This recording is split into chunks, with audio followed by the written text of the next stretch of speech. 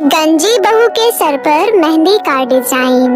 हरिपुर में रहने वाले शर्मा परिवार में इस समय उलझन चल रही थी, क्योंकि घर के इकलौते बेटे किशन की शादी मीनाक्षी नाम की एक मॉडल लड़की से हुई थी। क्योंकि किशन और मीनाक्षी एक दूसरे से प्यार करते थे, इसलिए उन्होंने लव मैरिज कर ली थी और मीनाक्षी शहर की एक मॉडल लड़की थी। इसलिए किशन की माँ अमृता इस बात पर थोड़ी परेशान थी। ऐसे ही एक दिन, माँ कम से कम अब तो गुस्सा छोड़ दो। माना कि मीनाक्षी एक मॉडल लड़की है, लेकिन वो दिल की बहुत ही अच्छे स्वभाव की है। आप मेरा विश्वास करो। अरे तो मैं कहाँ कुछ कह रही हूँ। अब जब तुम लोगों ने रीति रिवाज के साथ शादी कर ली है, तो अब तो वो हमारे घर की बहू बन ही गई है। इसलिए अब मैं इस बारे में कोई बात नहीं करना चाहती। लेकिन हाँ, मैं अपने घर में एक संस्कारी बहू लेकर आना चाहती थी। लेकिन ये तो पूरी की पूरी मॉडल लड़की है। क्या तुमने कभी इसका पहनावा देखा है? छोटी छोटी स्कर्ट और टी शर्ट पहनकर घूमती रहती है, और वही संस्कारी बहू होती तो बिना साड़ी और सर पर पल्लू लिए नहीं घूमती। उसी समय किशन के पिता महेश कहते हैं, अमृता, माना कि हमारी बहू मॉडर्न है, लेकिन मेरा यकीन करो, मैं उससे बात कर चुका हूँ।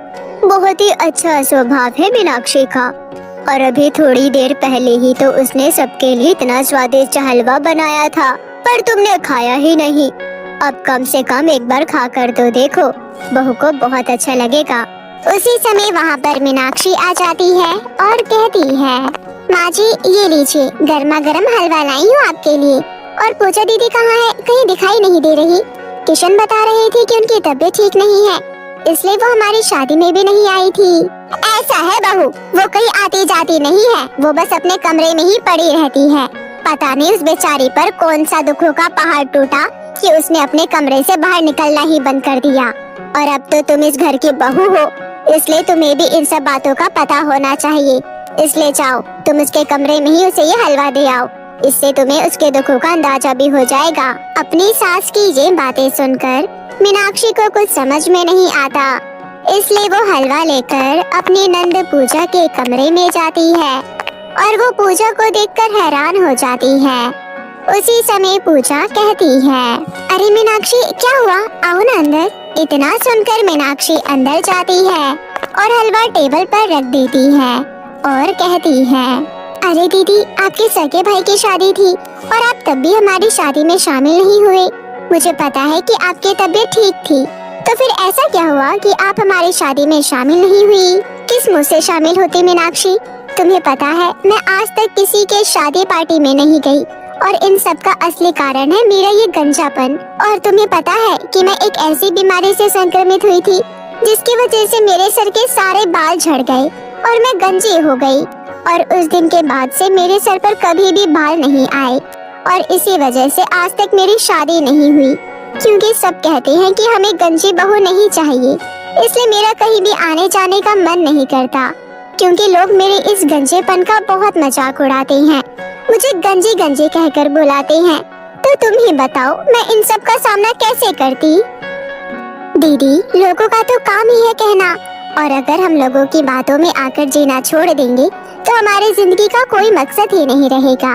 और किसने कहा कि आप सुंदर नहीं हो? मैं कह रही हूँ कि आप बहुत सुंदर हो, और एक दिन ये बात सब जान जाएंगे। मीनाक्षी की बातें सुनकर पूजा की आंखों में आंसू आ जाते हैं और उसे एक हिम्मत मिलती है। और उस दिन के बाद से मीनाक्षी पूजा का बहुत ख्याल रखती थी, और पूजा को मीनाक्षी का साथ मिल जाने की वजह से पूजा सबके साथ खुश रहने लगती है। ऐसे ही एक दिन मीनाक्षी पूजा से कहती है, दीदी, हमारे यहाँ मेहंदी का एक बहुत ही बड़ा कंपटीशन होने वाला है, तो क्यों ना आप उस कंपटीशन में पार्टिसिपेट करो, इससे आपको एक हौसला मिलेगा। नहीं मीनाक्षी, मैं ये नहीं कर सकती। मैं एक गंजी हूँ और मैं सबके सामने इस कंपटीशन में पार्टिसिपेट नहीं कर सकती। लोग मेरा बहुत मजाक उड़ाएंगे। कोई आपका मजाक नहीं उड़ाएगा दीदी, क्योंकि आप मेहंदी का डिजाइन अपने हाथों पर नहीं बल्कि अपने गंजे सर पर लगाओगी, और ये देखकर लोग आपका मजाक नहीं बल्कि हैरान हो जाएंगे। ये तुम क्या कह रही हो मीनाक्षी? मैं अपने गंजे सर पर मेहंदी का डिजाइन लगाऊं? अरे इससे तो लोग मेरा और भी मजाक उड़ाएंगे। अरे दीदी, आपका कोई मजाक नहीं उड़ाएगा, आप बस मुझ पर भरोसा रखिए। ऐसे ही मेहंदी कंपटीशन का दिन आ जाता है और मीनाक्षी ने पूजा का नाम मेहंदी कंपटीशन में पहले ही लिखवा दिया था।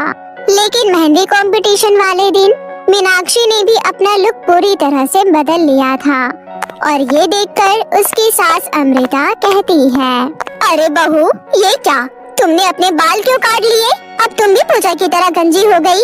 आपने बिल्कुल सही कहा माँ जी, ये सब मैंने सिर्फ पूजा दीदी के लिए किया है, क्योंकि मैं नहीं चाहती थी कि वो अपने आप को अकेला समझे। इसलिए उनका साथ देने के लिए मैं भी उनकी तरह गंजी हो गई। और आज हम दोनों नंद भाभी मिलकर अपने गंजे सर पर मेहंदी का डिजाइन लगाएंगे। क्यों दीदी, मैंने सही कहा ना? मीनाक्षी, मेरी प्यारी भाभी, थैंक यू सो मच। सच में तुम्हारा दिल बहुत बड़ा है, तुम बहुत अच्छी हो।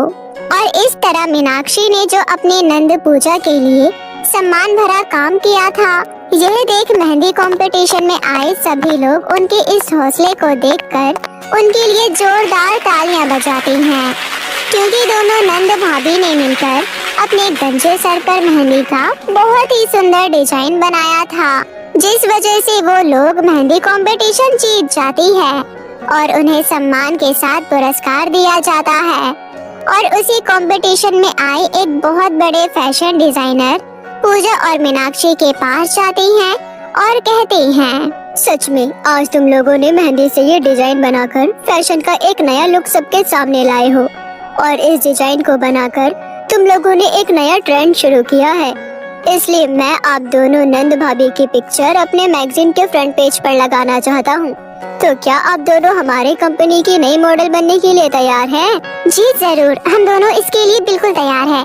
और दीदी, अब पंख लगाकर अपने सपनों को छूने का समय आ गया है, इसलिए अब आप तैयार हो जाइए आसमान की चोटी को छूने के लिए। और thank you so much sir, जो आपने हम लोगों को इस लायक समझा।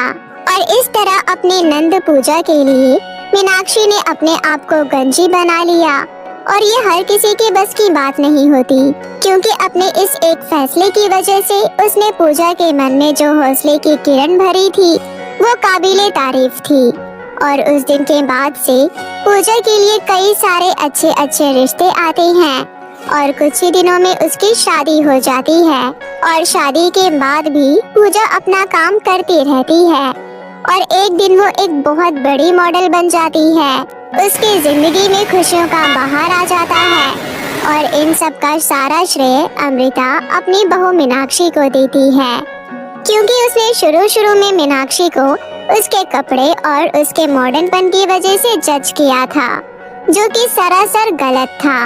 क्योंकि इंसान की पहचान उसके लुक या उसके कपड़ों की वजह से नहीं, बल्कि उसके आत्मसम्मान और उसके अच्छे व्यवहार की वजह से होता है। तो मेरे प्यारे दोस्तों, कैसी लगी आपको मेरी ये कहानी?